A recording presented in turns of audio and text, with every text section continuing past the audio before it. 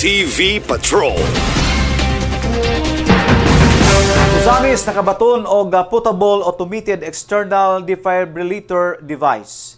Dili lang kay simple nga recipient apan pinakauna pa nga lokalidad og local government unit sa tibuok Pilipinas nga nakabaton og automated external defibrillators.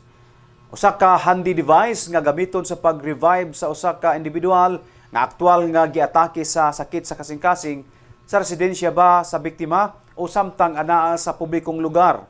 Ang actual demonstration sa paggamit sa AED o ang refresher course sa proper chest compression techniques ipagayon dili palang dugay sa Usami City Gymnasium.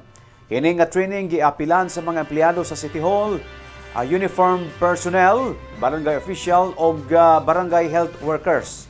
Atol sa aktibidad, wala palabyan ni Mayor Sam Norman Go Fuentes aron personal nga ipadangat ang iyang pagdasig ngadto sa 51 ka barangay ining syudad nga pahimudsan ang maong programa o pagpasalamat usab ngadto kang Asenso Pinoy Party List Congressman Attorney Henry Indi F. Waminal Jr. nga maoy author sa maong inisyatiba. Matod pa ni Mayor Sam Norman Go Fuentes nga gawa sa deployment sa matag barangay sa maong kahimanan o mga government offices.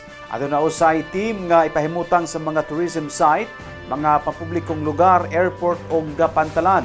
Aron aduna gayoy first aid team alang sa posibleng cardiac emergencies gamit ang maong kahimanan samtang nagpadulong pa ang rescue team o ambulansya alang sa pagtransport sa pasyente sa duol ng mga tambalanan ning syudad. Kaya ang among magungtumong ani nga ang Pilipinas mas CPR o AED ready. So para pagsugod ani niya kinahanglan ni magbarangay-barangay, syudad, municipality, no? Kay ang goal gid nato ani nga tanang Filipino 8 years old and older must know how to do CPR and must know how to use the AED. This is a skill that is life-saving. It's very easy to do. So, wala gyud rason nga nung di ta makakapon aning skill. So, pila na katuig nga nag-campaign ni ani naay mga syudad sa ato sa uban sa Visayas or sa Mindanao, nag-procure sila og AED pero sa pipila lang. 5, 8, 10. But ang Usami City first nga ning procure og ani kadaghan to equip all barangays. So first to distribute in all barangays.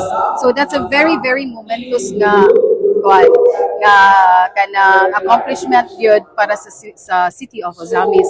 Kay dili lang isa or duha lagi palit, ilang equip ang tanang barangay. So even if naa ka sa Laman or naa ka sa Kinuman, pwede ka masalbar aning AED.